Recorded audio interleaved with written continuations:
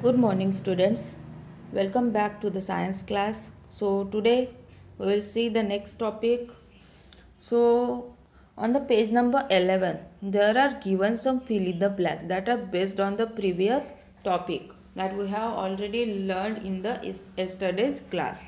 So, you have to fill in the blanks.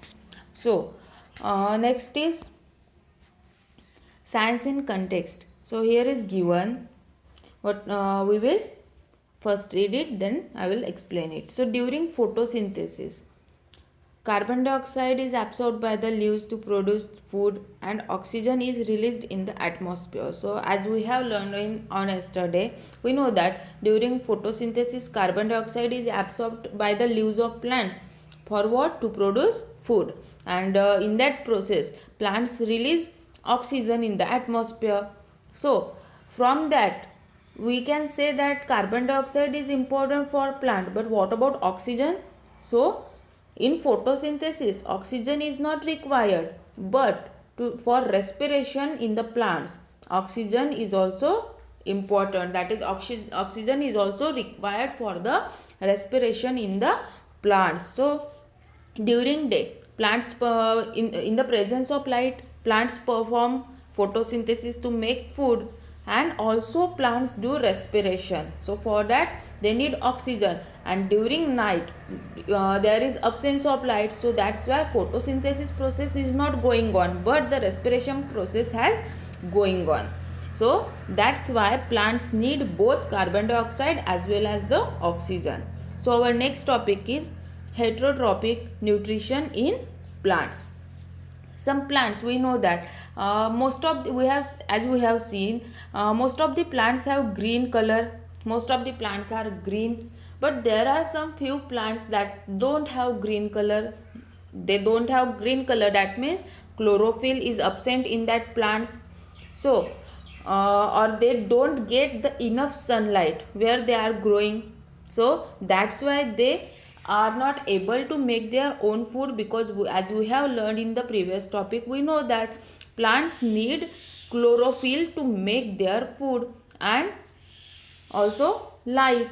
So those plants which depends on the other organism for their food, that means those plants who are not able to make their food by themselves, that type of plants are called as a heterotrophs. So heterotrophs plants get a nutrition from other organism or from other plants, so that type of nutrition is called as a heterotrophic nutrition. So and in the plants or organism that follow that heterotrophic mode of nutrition, that plants or animals are known as a heterotrophs. So heterotrophic plants can be of following type. So we will see the first type of heterotrophic plants, that is parasitic plant.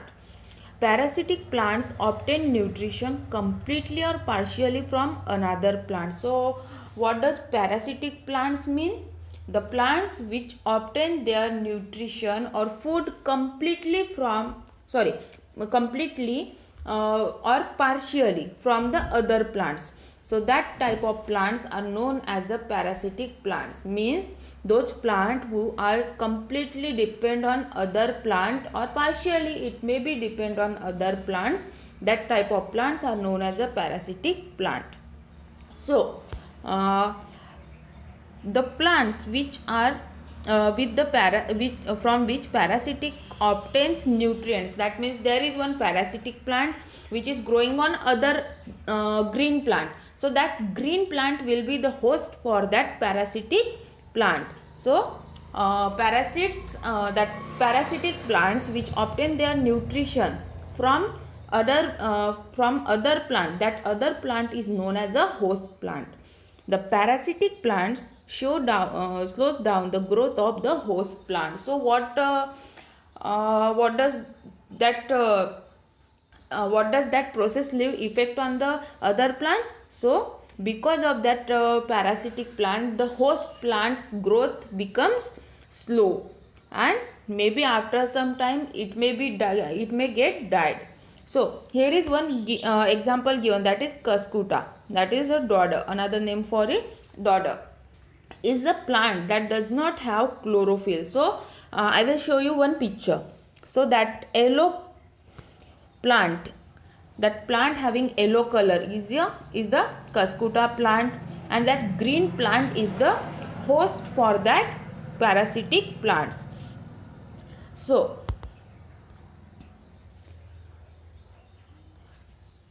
so what does that cuscuta plant do? It sucks food from the host plant. So that yellow plant, that is cuscuta plant, sucks the food, that means takes the food from that green plant, that is the host plant, through adventitious roots, that means that roots grow from stem called hostia. So you can see here in the picture the roots of that yellow colored plant that grows from its roots, and that directly attack on the stem of the host plant or the leaves of the host plant, but mostly it attacks on the stem of that host plant.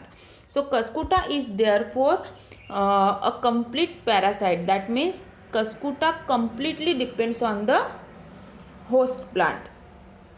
Next is a mistletoe plant, has green leaves. So second picture in your book is given here, that is a mistletoe plant. So that plant have green leaves, that means the chlorophyll is present in it, so it can also perform the photosynthesis. So this plant main leaf, then why it is called as a parasitic plant?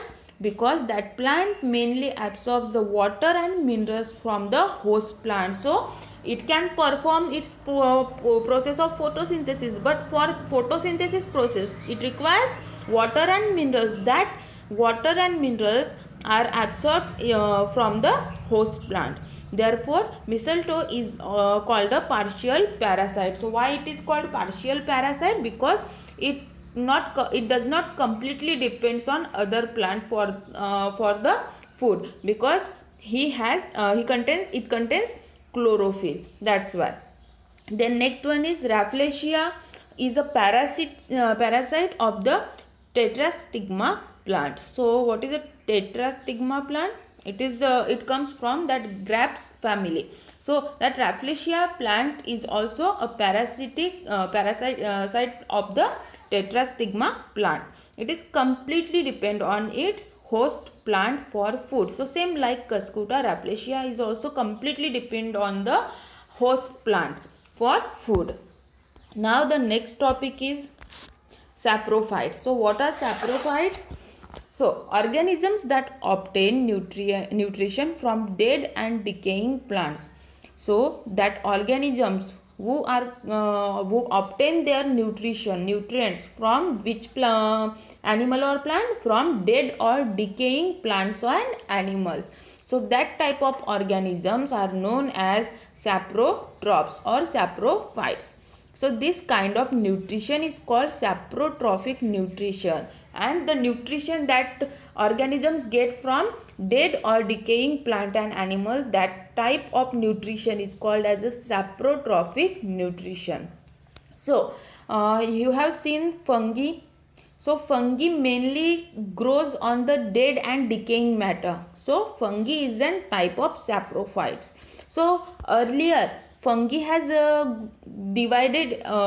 categorized into a separate group of into the plant group, but now fungi has categorized into the separate group of their own. So what does fungi do? So organisms like fungi produce enzymes that can break down plants and animal matter into liquids. So what is the function of fungi? To produce enzyme, so that enzymes break down dead or decaying plant and animal into liquid. So then that liquid gets absorbed by their root-like structures called mycelium. So fungi have root-like structure that called as a mycelium, which absorb that liquid. And then plants like Indian pipe, then coral root and bird's nest orchid, absorb the nutrients from the mycelium like of these fungi. So then plants like Indian pipe, coral root that absorb nutrients from the mycelium of the fungi.